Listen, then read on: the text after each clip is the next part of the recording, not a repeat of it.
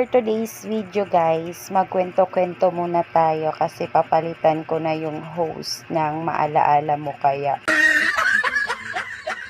For today's video guys, dito ako kumakain ngayon sa kwarto namin para matignan-tignan ko yung anak ko kasi nga walang titingin sa kanya. Kami lang kasi ngayon sa bahay kasi yung ate ko guys may pasok. Tapos habang kumakain ako guys, napaisip ako bigla na parang ang layo ko na sa dating ako, yung dating pag-alagala lang ng SM with my friends. Tapos ngayon biglang nagbago yung mundo mo na thankful naman ako na may dumating yung anak ko sa akin. Pero yung parang paninibago at saka adjustment sa sarili mo na ang layo mo na sa dating ikaw. Yung sa ngayon hindi mo magagawang lumabas muna kasi mas priority mo na yung anak mo. Tapos hindi ka makagala-gala. Yung parang yung mundo mo muna is nasa bahay lang. Umiikot lang sa loob ng bahay nyo, sa kwarto, sa kusina, sa CR. Diyan lang talaga umiikot yung mundo ko guys. Tapos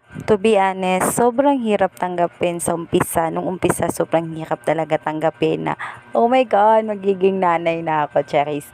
Tapos nung time na guys, nalaman ko na ganyan is kinabahan na talaga ako. Pero nung time na nakita ko na siya guys, sobrang sarap pala sa feeling na magkaroon ng sariling anak. Kahit nahirapan ako mag-adjust, tanggapin yung pagbabago ng buhay ko. Pero naisip ko, darating din naman talaga sa point na magkakaroon ako ng sariling pamilya. Kasi maganda ako yung lahi namin magaganda. Bita, back to topic.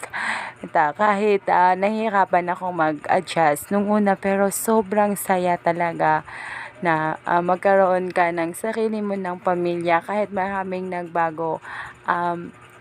Lahat naman kasi ng nangyayari sa buhay natin is may rason. Ito lang masasabi ko sa'yo, kaya kung hindi ka pa handa magkaroon ng sariling pamilya, mag-focus ka muna kung ano yung ginagawa mo ngayon. Focus muna, tapos pag handa ka na, go!